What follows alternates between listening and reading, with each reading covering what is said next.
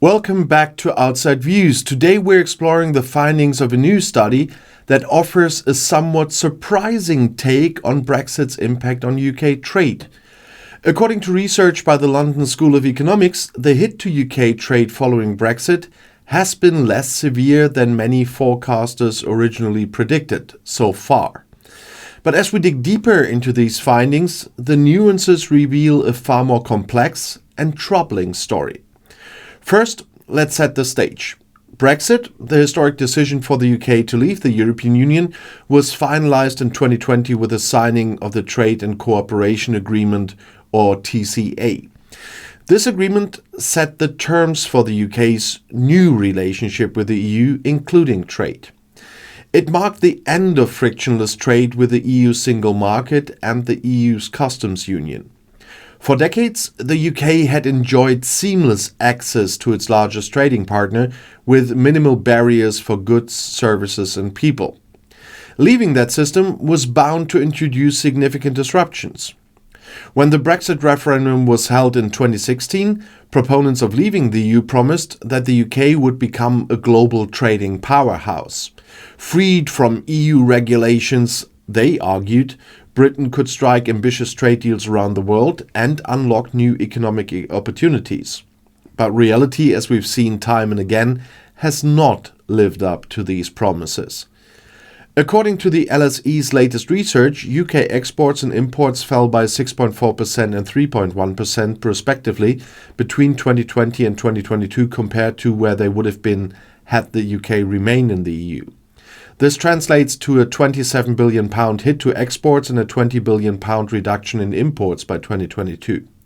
And while these numbers are substantial, they are smaller than many earlier forecasts predicted.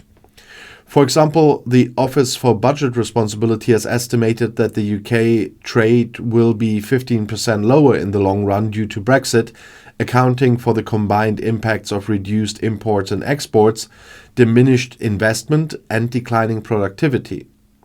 So why is the trade impact so far smaller than expected? And the answer lies in the resilience of larger companies. According to the LSE, many big businesses have adapted surprisingly well to the new customs procedures and to the trade barriers introduced by Brexit. These companies often have the resources, infrastructure and expertise to navigate complex regulatory environments. They have absorbed the costs of new red tape and adjusted their operations to keep trade flowing. However, the story is starkly different for smaller businesses. Over 16,400 small firms have ceased exporting to the EU since 2021. And for these businesses, the increased bureaucracy, higher cost and logistical challenges have proven insurmountable. Many have been forced to abandon international markets altogether, a trend that raises serious concerns for the UK's economic future. But why does this matter? Because today's small exporters often become tomorrow's major players in international trade. If smaller firms are excluded from the global market, the UK risks stifling future trade growth. And this could have long-term consequences for innovation, competition, and economic resilience.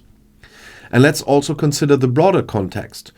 The period studied by the LSE from 20 to 22 overlapped with the COVID-19 pandemic. And this global crisis disrupted supply chains and trade flows worldwide, making it difficult to isolate the specific effects of Brexit.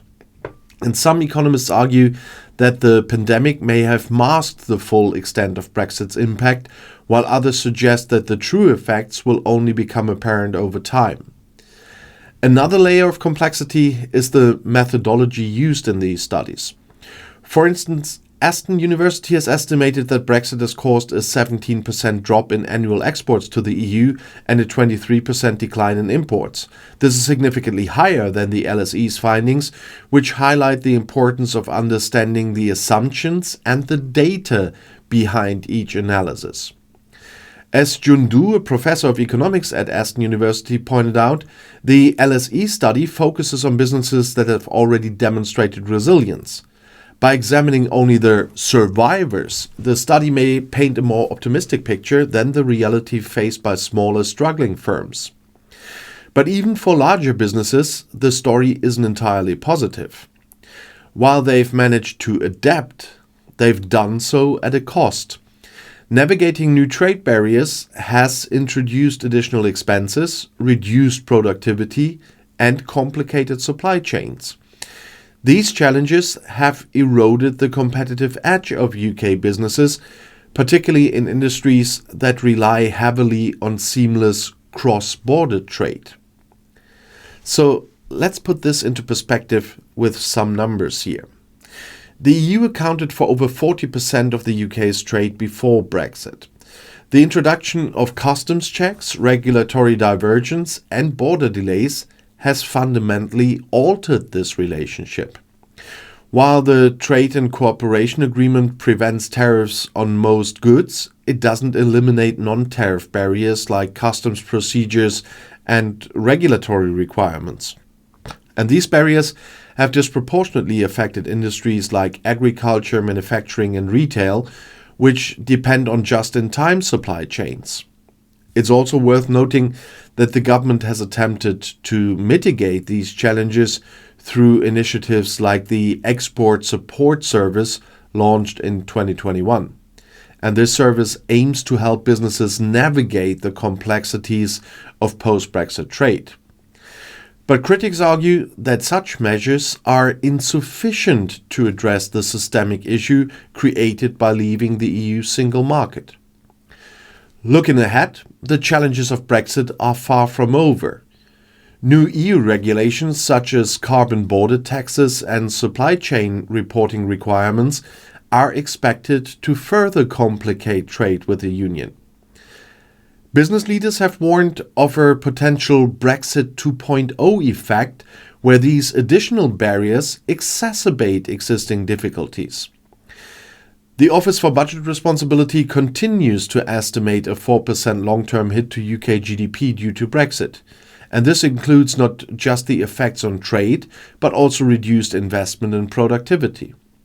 And these structural issues are unlikely to disappear without significant policy changes such as closer alignment with the EU. And let's not forget there are still transitional periods like for euro clearing and stuff. Yet the political appetite for such alignment remains limited. Prime Minister Keir Starmer has ruled out rejoining the single market or the customs union, which would be tricky anyway, focusing instead on resetting relations with the EU through dialogue and incremental agreements. And while this approach may ease tensions, it falls short of addressing the fundamental economic disadvantages of Brexit. In conclusion, the LSE's findings provide an important perspective on Brexit's trade impact, but they are far from the full story. While larger businesses have adapted better than expected, smaller firms have borne the brunt of the changes, raising serious questions about the UK's long-term economic prospects. Brexit was always going to be a gamble, and the outcomes we're seeing now highlight the complexity and cost of this historic decision. So thank you for watching Outside Views again, but what do you think of these findings? Does the LSE study offer a glimmer of hope, or does it simply highlight the deep inequalities created by Brexit? Let me know your thoughts in the comments below the video, and as always, stay informed and stay curious. Until next time, and the next video is already right here in the end screen.